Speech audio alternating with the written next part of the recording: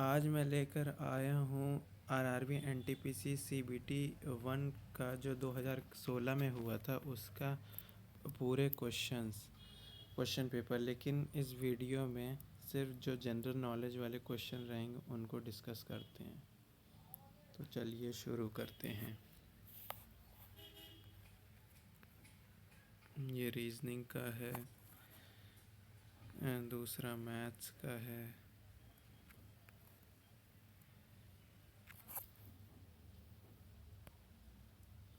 जीवों और पर्यावरण के बीच की अन्योन क्रिया के वैज्ञानिक विश्लेषण और अध्ययन को क्या कहा जाता है? तो इसका आंसर दिया गया है ए, पारिस्थितिकी, इकोलॉजी।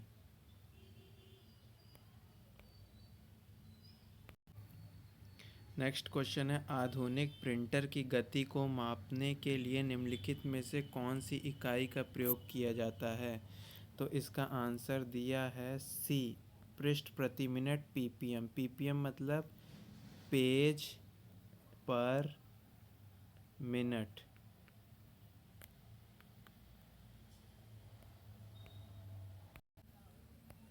ये तो वैसे रीजनिंग का क्वेश्चन है कि यूएई की करेंसी दिरहम है, तो कोरिया की क्या होगी? तो कोरिया की होगी वॉन।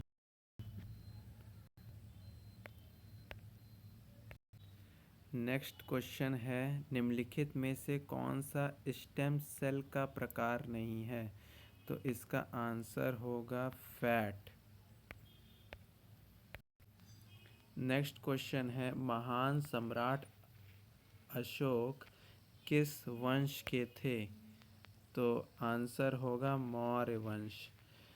मौर्य वंश का संस्थापक था चंद्रगुप्त मौर्य। चंद्रगुप्त का बेटा था बिंदुसार और बिंदुसार का बेटा था अशोक।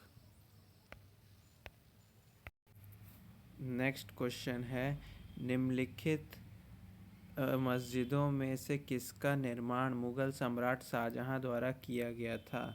तो इसका आंसर होगा जामा मस्जिद, दिल्ली।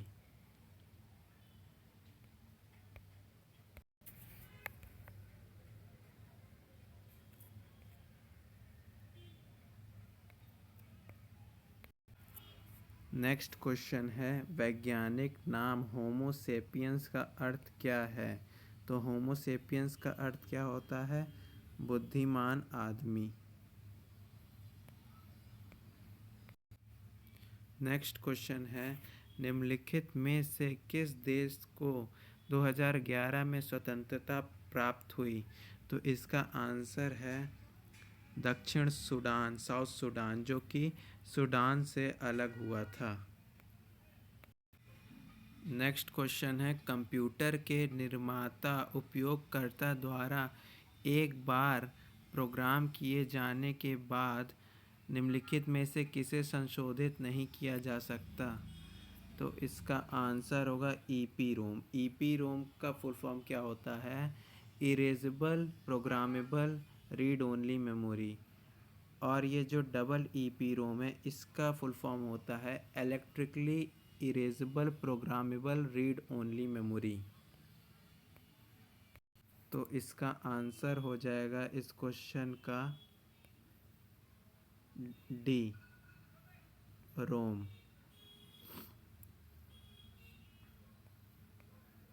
और रैम का फुल फॉर्म क्या होता है? Random access memory. Random access memory, ये रैम का। ईपी रोम का होता है erasable programmable read only memory. Double EPROM का होता है electrically erasable programmable read only memory. और रोम का होता है रीड ओनली मेमोरी। तो इसका आंसर हो जाएगा रोम। नेक्स्ट क्वेश्चन है, जलियांवाला बाग हत्याकांड का आदेश किसने दिया था? तो इसका आंसर हो जाएगा option A, Colonel Reginald Dyer. लेकिन उस समय पंजाब का गवर्नर कौन था? पंजाब का गवर्नर उस समय माइकल ओ डायर था। और उधम सिंह जी ने माइकल ओ डायर को ही लंदन में जाकर मारा था।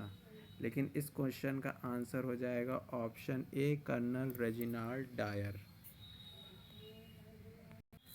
अब ये भी रीजनिंग का क्वेश्चन है, लेकिन जीएस से रिलेटेड है, जीके से। तो बिहार का है पटना, तो गुजरात का क्या होगा? गुजरात की राजधानी क्या है? गांधीनगर है। बिहार की राजधानी जैसे पटना है, वैसे गुजरात की राजधानी गांधीनगर। नेक्स्ट क्वेश्चन है, निम्नलिखित में से कौन सा एक प्रारंभिक कंप्यूटर नहीं है? एटलस, लियो, एनियाक, लिंक। तो ये क्वेश्चन ही गलत है, क्योंकि नीचे लिखा है for this question dispensary is found in question answer, so the question is ignored for all candidate. होना चाहिए था कि निम्नलिखित में से कौन सा एक प्रारंभिक कंप्यूटर है, तो इसका आंसर हो जाता, इसका आंसर एनियाक हो जाता। क्योंकि जो बाकी ऑप्शन दिए हैं जैसे कि एटलस, लियो, लिंक, ये सब कंप्यूटर नाम की चीज़ ही नहीं है। अगर इसका क्वेश्चन होता कि निम्नलिखित में से कौन सा एक प्रारंभिक कंप्यूटर है, तो उसका आंसर हो जाता है एनियाक, जिसे फर्स्ट जनरेशन कंप्यूटर कहते हैं। First generation.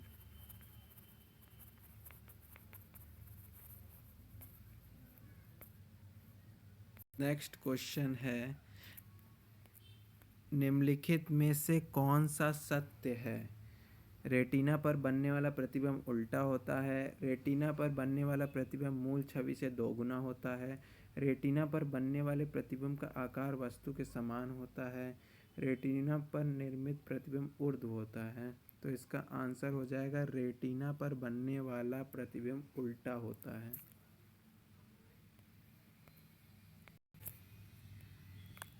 नेक्स्ट क्वेश्चन है, निम्नलिखित में से जो भिन्न को चुने। तो सीरियस, मार्स, नेपच्यून, सैटर्न। तो मार्स, नेपच्यून, सैटर्न ये तो ग्रह हैं, लेकिन ये जो सीरियस है ये एक कहते हैं ना ड्वार्फ प्लैनेट, क्षुद्र ग्रह है। तो इसका आंसर हो जाएगा ए। नेक्स्ट क्वेश्चन है, रेडियम किस खनिज से प्राप्त होता है? तो इसका आंसर हो जाएगा पिच ब्लेंड। नेक्स्ट क्वेश्चन है, NaCl किसका रासायनिक सूत्र है? तो सोडियम क्लोराइड किसका रासायनिक सूत्र है? तो आंसर हो जाएगा ऑप्शन सी, नमक का। नेक्स्ट क्वेश्चन है, CRISPR का क्या अभिप्राय है? तो इसका आंसर है option C, clustered regularly interspaced short palindromic repeats. Next question है, रामलेखिया किस राज्य का एक लोक नृत्य है? तो इसका आंसर हो जाएगा ऑप्शन सी, बिहार।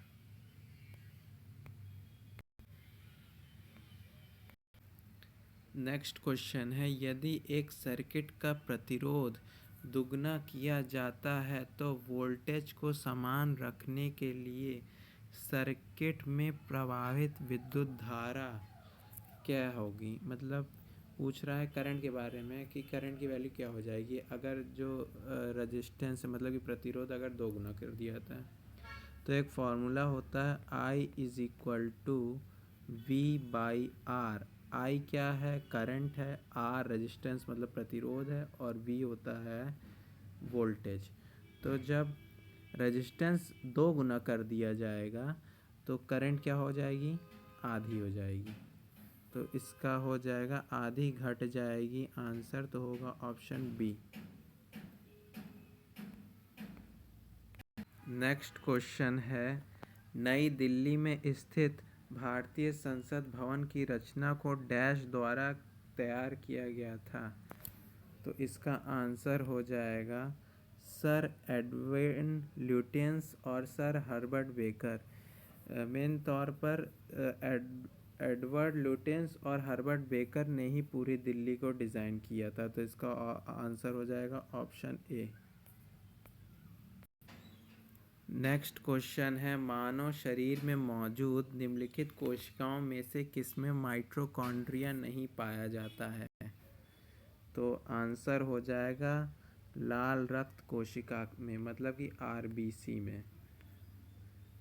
और आरबीसी का कब्रिस्तान किसे कहते हैं? स्प्लीन को। स्प्लीन मतलब प्लीहा को।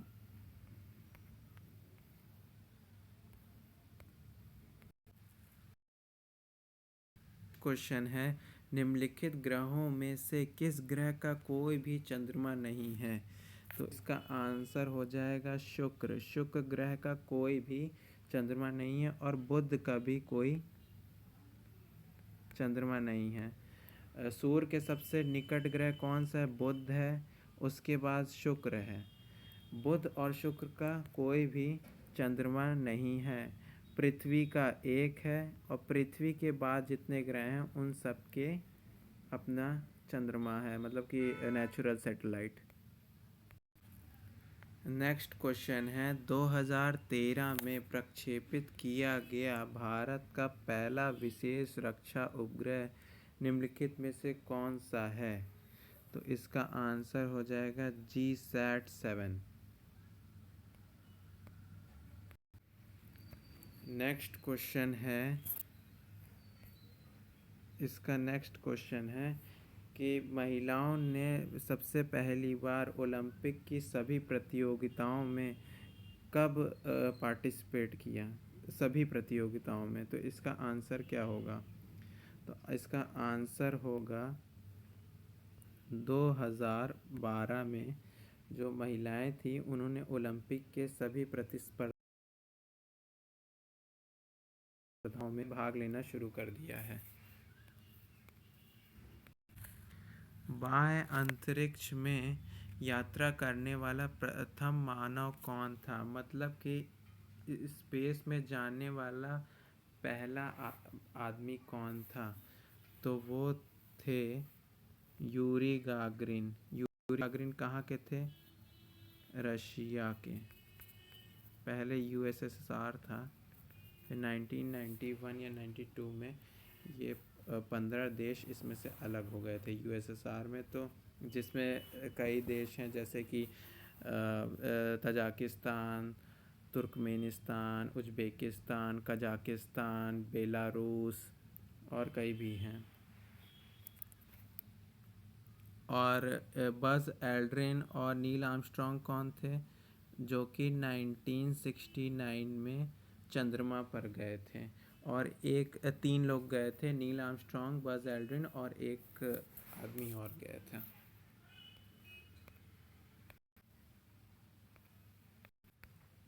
नेक्स्ट क्वेश्चन है, भारतीय बाघों की घटती आबादी के संरक्षण के लिए शुरू की गई भारत की सर्वाधिक प्रसिद्ध वन्यजीव संरक्षण परियोजना प्रोजेक्ट टाइगर कौन से साल शुरू किया गया था?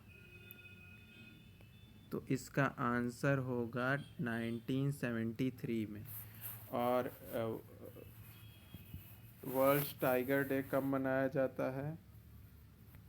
29 जुलाई को। इस समय भारत में सबसे ज़्यादा टाइगर कहाँ पर हैं? तो सबसे ज़्यादा टाइगर एमपी में है 526, और कर्नाटक में है 524, और अभी यही पूरे भारत में जो बाघों की संख्या है वो है 2967।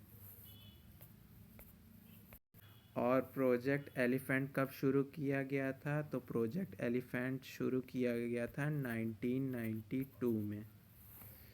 और वर्ल्ड एलिफेंट डे कब होता है? तो 12 अगस्त को होता है। ब्रह्मपुत्र नदी निम्नलिखित में से किस देश से होकर प्रवाहित नहीं होती है? तो किस देश से प्रवाहित नहीं होती है?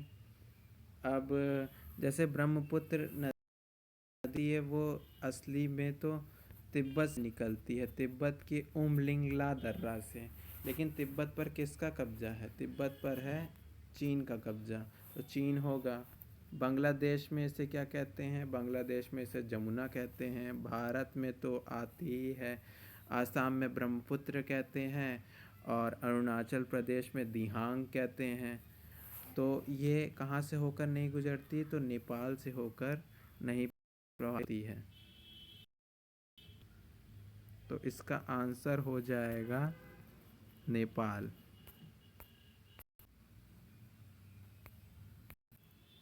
नेक्स्ट क्वेश्चन है, भारतीय संविधान में उल्लिखित आपातकालीन प्रावधान किस देश के संविधान से लिए गए हैं?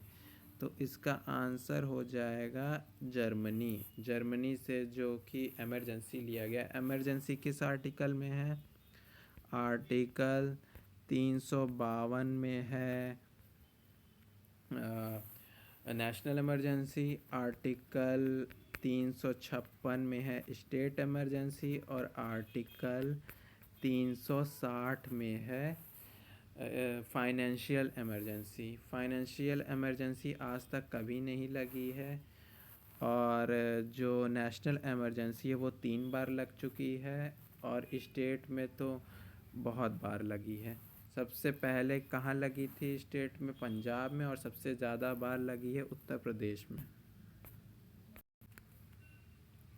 निम्नलिखित भारतीय राज्यों में से किसमें केसर की खेती की जाती है? तो इसका आंसर होगा जम्मू एवं कश्मीर में।